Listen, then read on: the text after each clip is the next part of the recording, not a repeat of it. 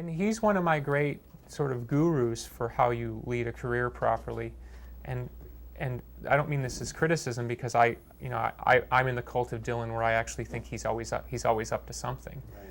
But this sort of never-ending tour he's on, Yeah. and where he plays a lot of his most famous songs, particularly between 64 and 68 or whatever. I'm kind of surprised by that, and even him doing corporate gigs and stuff. I don't know what that really means. Like, will I reach a point where I'll go, oh, now I know why he did that? Or lingerie commercials. Yeah, because I mean, if you really think about the promise of Bob Dylan in '64 versus the compromises or the decisions that he's made, they seem really incongruous. But maybe in his, because to me he has a futurism about him that he's always way ahead of everybody else. So maybe there's something that he knows that we don't know yet. Well, isn't that true of great poets? I mean, we're just figuring out William Blake now, and he's been dead for 170 years. Yeah, Dylan to me is the most titanic figure in contemporary music. I don't think everyone else is really a distant second. I saw the slow train coming toward Santa Monica Civic. Okay, You I talk just about watched. Crash and Burning, putting it out there, right? I just watched a bootleg DVD of that about 2 You weeks did? ago, and I was really fascinated because I listened to the album and was never really in love with the album, Yeah. but it really worked on tour, and I thought, wow, that's really ballsy, because he went all the way there. Oh yeah. I mean, he went all the way there. There was he didn't play like Just Like a Woman in that style. I mean, he just did No. all that material. Yeah, it was all his like electric gospel. And how was the audience with it? Well, when you go to a Dylan show, you're usually there with fellow worshipers. So he can go up there like Lou Reed's Metal Machine music and just take a shit on stage, and you're still you're finding some essence of the artist and clap. So that worked. Yeah, it worked. You should watch that bootleg. Yeah, I'll 'cause check it it out. really works live. Yeah. So Lon, we're good for about 2 more questions. Do you have something you want to ask me? I'm all good. I go back 20 years with Mitch. I bet. Yeah. I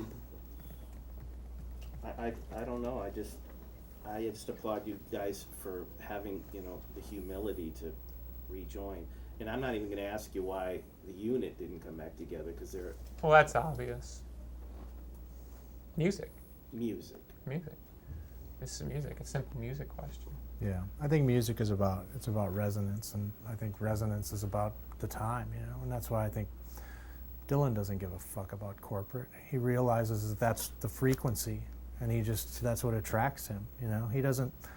He's beyond that. He's beyond the label, beyond what you think or what I think about what he's doing, because I think what attracts him is the resonance, and whatever frequency the society happens to be resonating on, that's what attracts him as a writer. And it's the same with Blake. It's the same, with Tolkien. It's like, it isn't any different. It's the same with us. We're just looking for the frequency. It's just like going home when you find it. I was talking yesterday. I did this. It was on my solo album, where I was doing a lot of interviews, and I interviewed with this kid who was like a Pitchfork writer, but he was interviewing me for something else.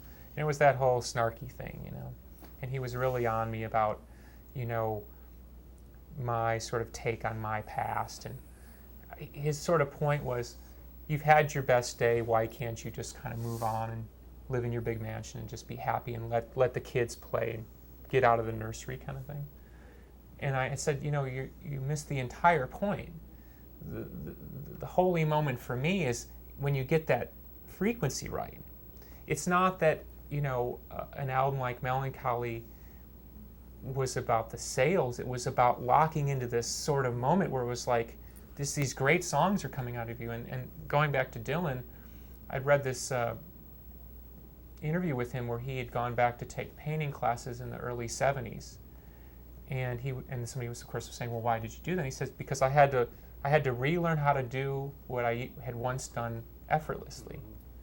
And so I think that's the Don Quixote thing. There's a youthful thing that happens where you just run into the windmills and you're so stupid about it that you actually kind of pull it off if you have the talent.